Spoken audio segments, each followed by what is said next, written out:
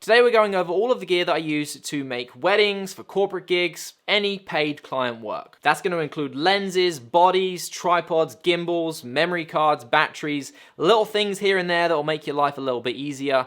Real world experience from someone that lugs that bag around with them to go and get paid to do video work. First things first, bags and how I carry all this equipment around with me. Now, a lot of what I shoot is weddings, and weddings are often outdoors and they're spread across larger style venues. So there's a lot of walking between different sections of those venues. Now, I've tried many different bags and setups over the years, backpacks, different rollers, everything like that. If it's out there, I've probably tried it. This is by far my favorite of all the ones I've tried so far, and this is the Nanuk 950. Nanuk makes hard cases that are on wheels, they're waterproof. You can take them on a plane and not have to worry about them. They offer a lot of protection, and they come with these different styles of inserts and things that you can attach to the top here that have zippers on them and lots of pockets for storing lots of equipment. This, because it's on wheels, because it's a hard case, because I can open it up and see all of my gear right in here, is my favorite option, especially when I'm shooting something like weddings. I'm lugging it around, it's going over grass and rocks and up and down cobbled roads sometimes, like all over the place. This thing withstands all of that, no problem. It also comes with a lifetime warranty. The Nanuk 950, I believe this one is one up from what like the legal limit is for a carry-on.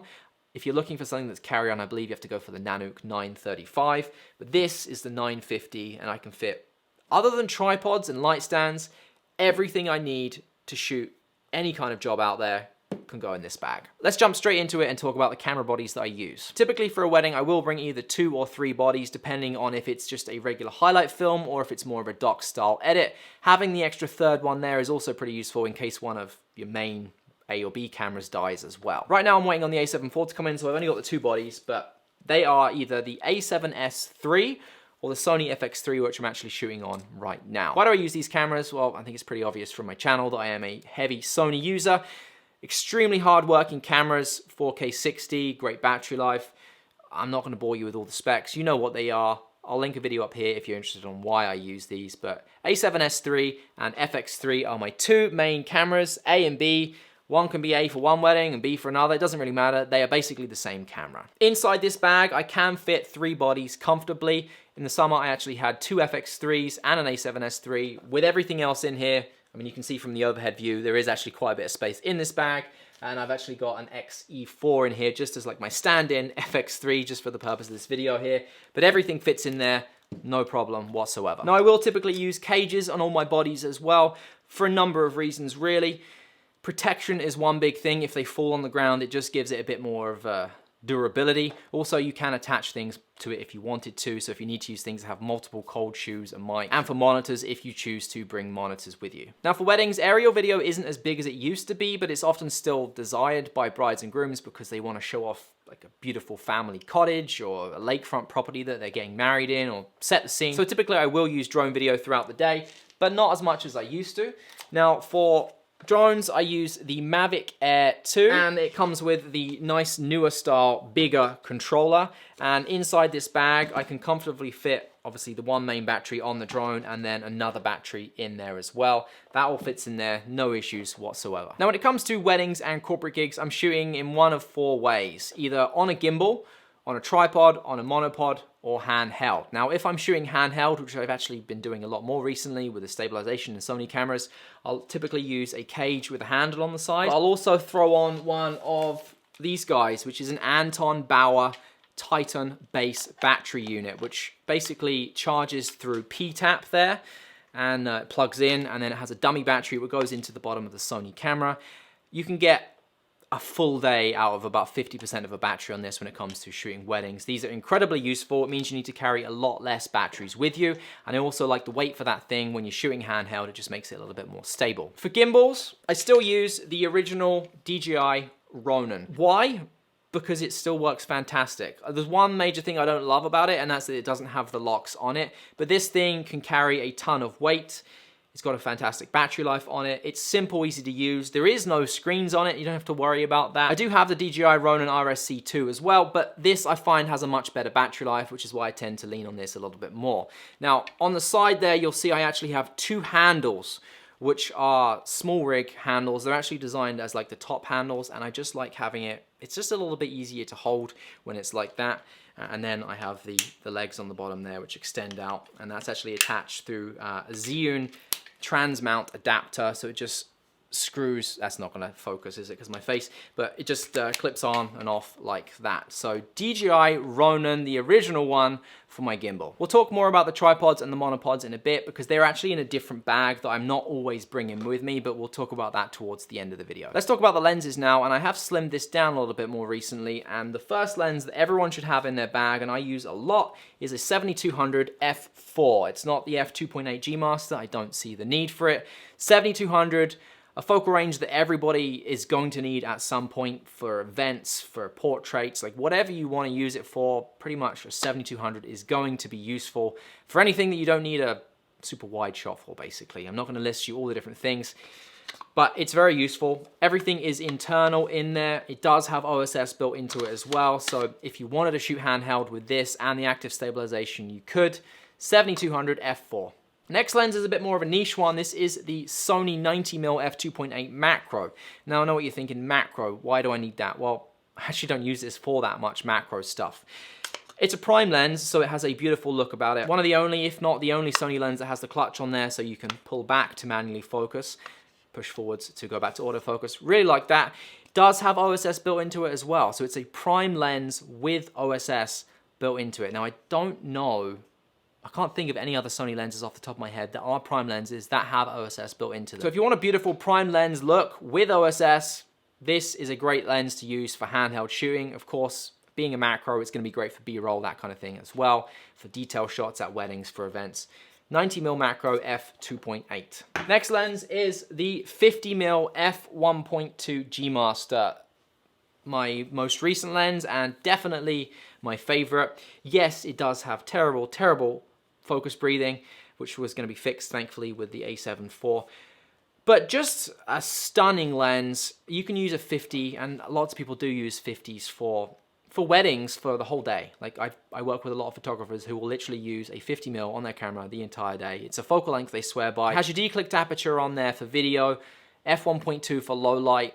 Really love shooting with the 50mm f1.2, and I've actually been using it a ton this year on a gimbal. I find with weddings we go through trends of a lot of locked off shots and then a lot of movement and a lot of gimbals, and this year I've been using it a lot on the gimbal, and I just love the 50mm look on a gimbal, being nice and smooth. I like it. Next up we have the Sony 24mm f1.4 G Master. Now I don't use this lens nearly as much as I used to, but if I need a wider shot when I'm on the gimbal, this is the lens that I'm using. If I need a wider shot in general, this is the lens that's going on my camera. It's great for low light, it's f1.4, Sony G Master, declicked aperture on there if you want it.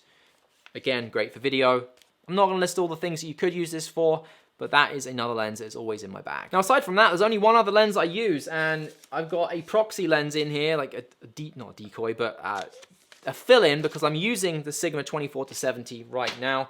This is a Mikey cinema lens, so it's irrelevant, but Sigma 24-70, you could do everything with that lens, really, if you want to. It has almost the look of a prime lens, but you get 24 all the way up to 70. I don't need to talk about this lens. You can go and watch my video up here. I've actually done 2 reviews on this lens before because I like it that much.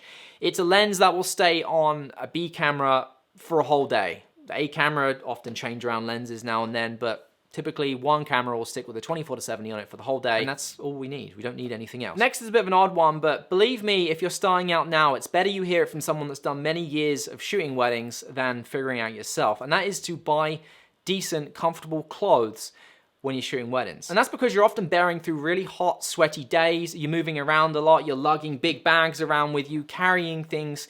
You're moving from way over there to way over there quickly, having to run to try and make sure you're in the right spot at the right times to make sure the groom's mic'd up, and then this is happening over there and you've got to capture that. You need clothes that are going to work with you and not against you throughout the day. And actually ties in really well with today's sponsor, which is Cuts. Now Cuts have these pants called AO joggers. They're stretchy, they're moisture wicking, so when you start to sweat in the middle of summer, you're going to, it will help with that. And more importantly, they are wrinkle free, meaning if you have a double header wedding like we often do, a wedding on a Saturday, your pants get all crinkled and disgusting, you've got to wash them, iron them before the next wedding the next day. You don't have to do that with these because they're wrinkle free. You can wear them with a t-shirt, like I'm even wearing them right now.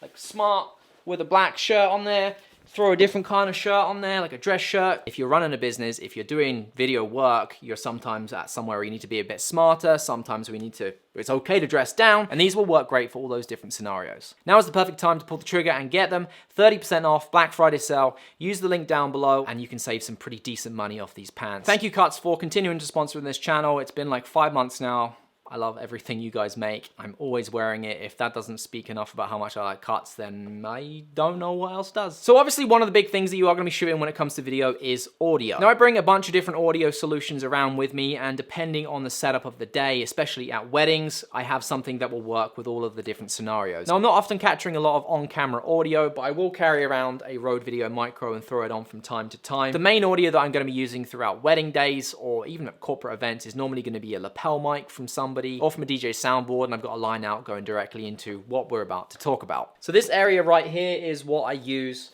for my audio. Now, the first thing I always carry around with me, Rode Wireless Go 2, so the latest one. Just a really great, useful piece of kit for connecting to, well, you know what, I'll show you the other bit first, and then this will make a little bit more sense. So this is my, my audio kit. Shout out to Aperture. Don't know what this was originally used for, but it's great for my audio kit. So I use a Zoom H1N. My H1 died last year after 4 years. This is the H1N. If I'm honest, I actually preferred the build quality of the H1, but they don't make it anymore. This is very, very plasticky and feels cheap, and it has a little knob on the top there for controlling, let's show you that. So that has a little knob on it for controlling how hot the audio is coming in. On the previous model, it actually had a switch up and down from going from 0 to 100. This is 0 to 10, so you don't really have as much flexibility for really dialing in exactly how you want it, but it still works okay for what it is. It has good battery life on there. You can mount it to something. It has a 1/4 inch 20 on the back there as well. You can see the levels coming into this, which is the important thing, and you can somewhat control them. Now I monitor the audio directly out of this with headphones if I needed to. You can just put headphones in the side there, so you do have to use something with an actual jack. There is no way to wirelessly monitor it. You're gonna have latency issues if you do it that way. Apart from when you use the Rode Wireless Go 2. So what I've actually been doing a lot recently is I will have, so inside this pouch, let's show you all the cables first. So these are the cables you're going to need to connect to, this will give you everything you need to connect to a DJ's board. So 3.5 to 3.5 aux cable. The more favorable option that most DJs will prefer is this called RCA or auxiliary? It's the white and red ones. So that goes into the DJ board, that comes out, and then that will go into my line in on the H1N. I can record directly from the board. You want to go into the master out if you can. That way, whatever they're sending out through their speakers, you're getting picked up on here, and you're not just getting like the speeches and not the music or something like that. You want the main feed, master out, to record it on your H1N or whatever it is that you're buying. So that is one option. And then another one some DJs will prefer, if they don't let you go into the master out, if you get one of those really old school DJs that for whatever reason, they don't want you touching their board, they don't trust you even though you've done it lots and lots of times, it does happen, and they want you to go into one of their monitors or their speakers, then you got to use XLR to 3.5 mil. Again, goes into the Zoom H1N. What else have I got in here? A couple of adapters. I don't know what these are called, the sizing ones, but it basically goes from the big, I think 1/4 inch to 3.5 mil. Go back to what I've been doing. So coming out of the DJ board, goes into the H1N there, and then I have my line out goes into one of the senders for the Rode Wireless Go. Where is it? Right there. And then this goes on top of the camera, and just so I can show you, so imagine that's in the DJ board ready to go.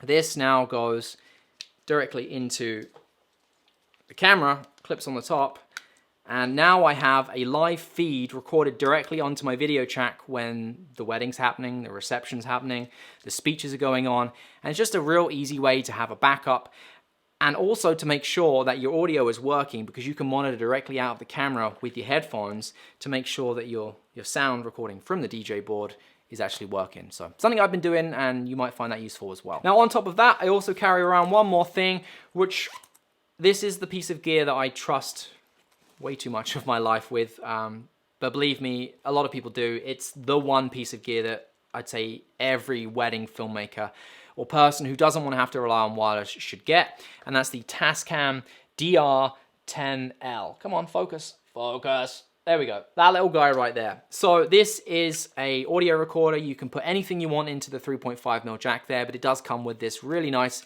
high quality lapel there, which clips on for the groom during the ceremony, anytime you need to capture audio directly, and it screws in there so that cable can't come out accidentally. And on the side there, to actually start and stop recording, this is very hard to pull, but once it's pulled up there, you hold it, it starts recording. You hold it again and it stops recording. So there's no way for that to accidentally be turned on or turned off. If, for whatever reason, the battery on this dies, it closes out the file before it dies, like it knows it's about to die. It will close off the file so it's still usable for whatever you did have recording when the battery was okay. Also, it will record at a lower dB, so you can have 2 tracks in case one is too hot. You can default to the lower dB one. I have mine set to regular and then minus 12 dB, I believe. Everyone should have a Tascam DR10L. And if you're thinking, oh, I'd love to put one of those on a bride, but it's black and bride's dresses are typically white, well, they also make an entire white version as well. Quite the mess here that I am not looking forward to having to clean up afterwards. I forgot to talk about it, but it does lead us into our next segment nicely. Where did I just put it? Step-up ring. 82mm step-up ring. I put on all of my lenses, so on the front here, every element is 82mm. Why? Well, you want to use filters, ND filters throughout the day to make sure that you are keeping by the 180-degree rule. For most scenarios, it's not always necessary, but I use 2 Peter McKinnon variable ND filters there. That way I can take one off of one lens, put it onto another one. I don't have to buy 6 of these because they're not the cheapest in the world. They are extremely high quality. I love that the Defender, you basically don't have to touch this. You can screw it directly onto the front of the lens there, and then when you don't need to use this anymore, you're like, well, what do you do with it? It actually goes right onto the front like that. And just as an example, just to show you here, screw this on, that just comes off. When you're done with that, you put it back on, and that's actually a lens protector as well. So really useful. Love the Peter McKinnon variable ND filters. If you're going to use filters, make sure you stick with one brand. If there is a color cast or if there's a slight tint or you notice a change in colors, at least if you're using the same brand, it's going to be the same across all of your lenses, all your shots. You don't really have to worry about matching up too much. A couple more things in this bag before we hit to the top here. I often carry around one of these with me. This is a P1 Vlogger. I think I've only ever had to use this like once in a situation where it was really, really dark inside and I didn't want to have to get out a bigger light. Just good to have a handy little light with you. It doesn't have to be that one, it can be any one. Something that's small and light, has a good charge on it. If you need to use it, it's there. And then the final thing in the bottom part of this bag, you should always carry, oh, this bag as well, these are all customizable. I'm sure you probably figured that out there. You can buy different inserts. You can buy a foam insert. You can buy an insert that all these parts are movable like mine. It's up to you. I like this one because I'm often moving it around depending on the shoot that I'm going on. Something else everyone should have in their bag, and that's a cleaning cloth and a cleaning kit. Inside this kit, blower. I'm sure you know what that's for. It is, if you don't know, mirrorless cameras, the sensors, dust magnets. It can happen where you get dust in there in the middle of the day. For photos, it's not so much a big deal. You can quickly and easily get rid of it in Photoshop, not for video. So make sure there's no dust on your sensor by having a blower. Anytime you change lens, quick look inside the sensor, you're good, carry on, move to the next lens. Also inside here, if for whatever reason, you did get something on your sensor, always carry around a couple of swabs with you, just sensor swabs. These are full frame sensor swabs, so they cover most of the sensor. You don't have to get an APS, it's not gonna focus, I'm sorry. You don't have to get an APS-C one because then you have to do a couple of passes. You basically want a swab where you can go across it once, and that's it. Reason being is these are sterile when they come outside of here. Once you've used it once, you could get stuff on it. You go across that sensor more than once, you could very easily damage your sensor, and then that's pretty much time for a new camera. Pre-moistened lens wipe, so for wiping the front of the lens if you really needed to.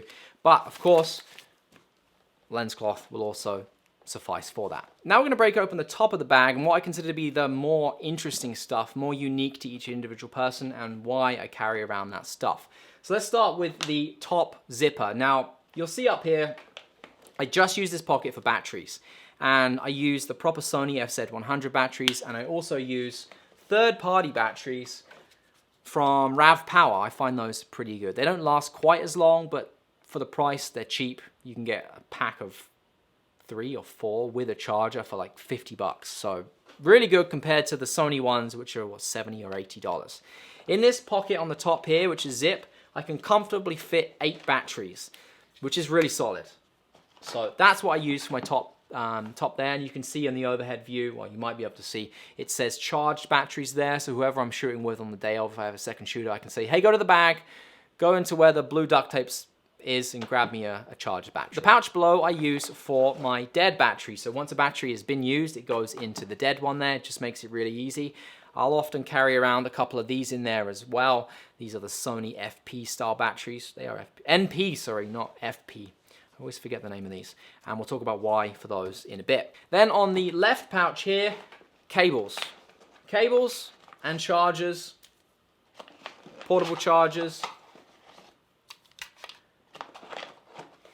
extra set of props for the Mavic Air 2, and duct tape. You never know when duct tape, and that's a mini duct tape as well, in case you're wondering. Really useful. You never know when you're gonna need duct tape. It's happened lots of times for hanging things off of light stands. If I'm hanging like the Rode, I don't know where it is, the Rode Wireless Go off of something, if I'm hanging the Tascam off of something, duct tape works great for that. In terms of cables and chargers, always carry around a portable USB charger there. If my phone dies, I have a phone cable there. If I start to run out of batteries for some reason, I have one of these little portable chargers. That's a Numoa charger there. And, ow, I keep smacking my elbow on that.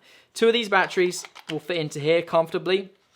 And then I can charge this via USB, it's micro USB, directly out of my portable charger here. And I actually have a piece of tape wrapped around here like this. You'll see that.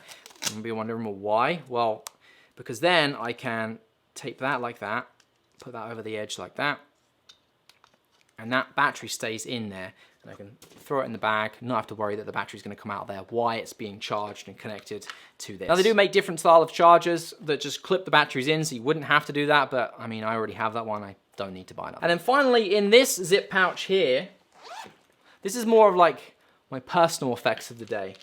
Mints, because you're going to probably have to wear a mask for a lot of the day, or you're outside, you don't really get to drink a lot, and you're going to get bad breath throughout the day. Mints are key. You're in and out of people's personal spaces, clipping lav mics on.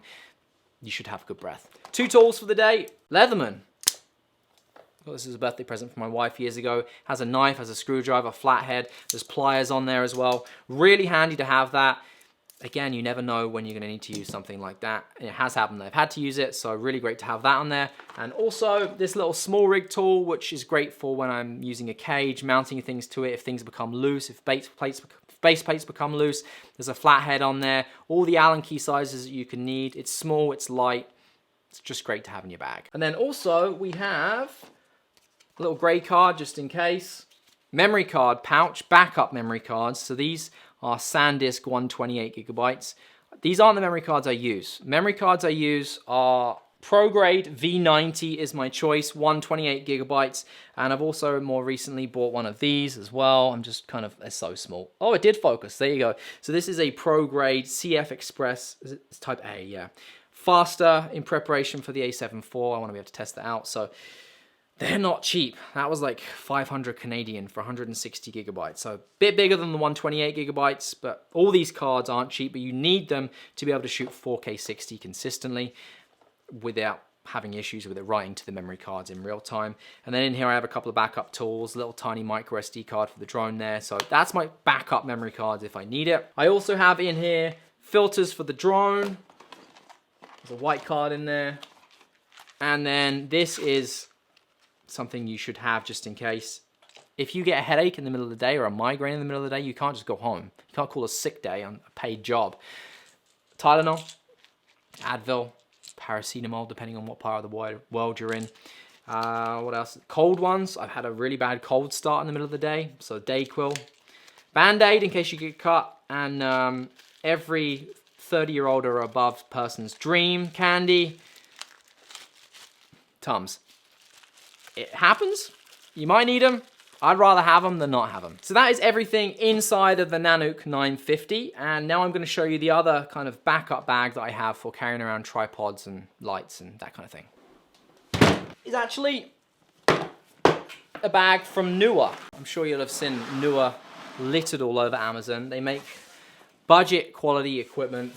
Well, it's not budget quality, it's budget equipment, but it's actually pretty good for what it is. So this is a bag, longer style bag, that's designed for carrying tripods and monopods and that kind of thing. And typically for weddings and corporate shoots, I will just handhold a tripod in if that's all I need.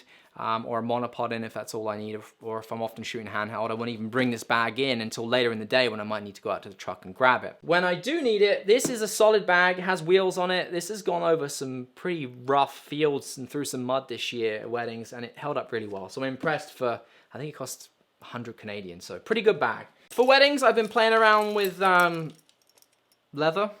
It's almost like reins. You would have seen people wearing these like on their back there, and you can mount 2 cameras to it. So I played around with that for shooting handheld. I have mixed feelings about it. Sometimes it's great, sometimes it's not, but that is an option, and a lot of photographers use these. It's a lot more of a photography based thing than video, but you might like to try them. If you shoot predominantly handheld and you like to use 2 bodies with 2 different lenses, you'll love that because you don't have to hold the cameras. In terms of light stands, I bring one light to me for weddings. For corporate gigs, I'll often use the Aperture 120D with the lantern I'm shooting with right now, or with the light dome here in the grid. You can kind of see in frame right here. There's also a light dome with a grid and a 120D back there. Thank you, Aperture, for very kindly sending those through. Fantastic light. If you need to use V-mount batteries and power on the fly, you can, which is great for when you're out shooting corporate gigs and there's no power, because it does happen. But for weddings, I will bring one light with me on a cheap light stand, and I've raved about these little lights for years. They cost, what, 60 bucks each. These are the Yongnuo YN216. They have little barn doors on them, which don't really do a lot, but they do direct the light a little bit. They stop it from spilling out everywhere else. They're battery powered with the Sony, I've forgotten the name again, NP batteries, and you can buy the smaller ones like this, or the larger one. This is a 750. They also make 950, so that will just increase the amount of time that you can get out of them. They're powerful. They're almost like a little spotlight. See there?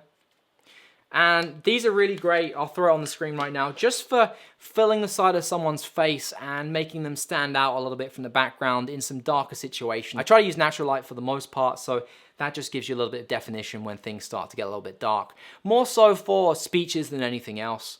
Just a really great little light. Small, gets mounted, has a little plate on the bottom there.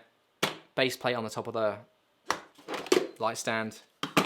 That's all I use for wedding lights. What else do we have in here? There you go. Little token of a gift. Love is Sweet. Parker Farm maple syrup, made right here on the wedding property. G&M, September 18th, 2021. So that was from a wedding this year. For tripods, Siro carbon fiber ST125 has a good height to it, more than enough for what I need during a ceremony, for my C camera, for like the full coverage reception for the doc style edit. For speeches, you can just leave this set up, good to go. It's strong, it carries a decent amount of weight on the ball head there before it even gets loose. You can adjust everything. Really fantastic tripod. It's lightweight, doesn't weigh a ton. Really love this tripod. And then with monopods, I have 2 different ones, and one's expensive and one's cheaper, and there's definitely, this is a prime situation of you get what you pay for. This is one made by a company called Vanguard, and it has the legs on the bottom there, so you can actually stand this up on its own. Kind of. Does fall over very easy. This is okay. It's not the best.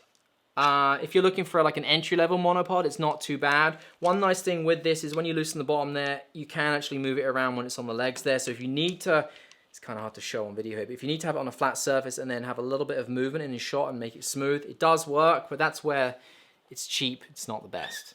That's where I wanted something a little bit better for a monopod, and I have this Benro A48TD. Again, same thing on the bottom there, but it's just so much better built there. And this is a lot more fluid there. There's a fluid head on the top. I just mount my plate to it, and it's well balanced. This is a fantastic monopod. It is expensive, but that is my choice of monopod now for shooting weddings. Also, one last thing. Throw 2 of these in your bag for you and your partner at a wedding, or if you're on your own, you need one. Umbrella. You never know what's going to happen. Your gear can't get that wet before it starts to fail on you. Great to have umbrellas in there. And that is everything. And there's such a mess now to clean up. I'll probably need to sort out a thumbnail before I do that, but that's all the gear I use. If you have any questions, please pop them down below and I'll try my best to get back to them. Otherwise, thank you for watching. If you like these kinds of videos, you know what to do with the buttons down below. You can subscribe and all that jazz. If you got this far, thank you. I'll see you in the next one. Take care.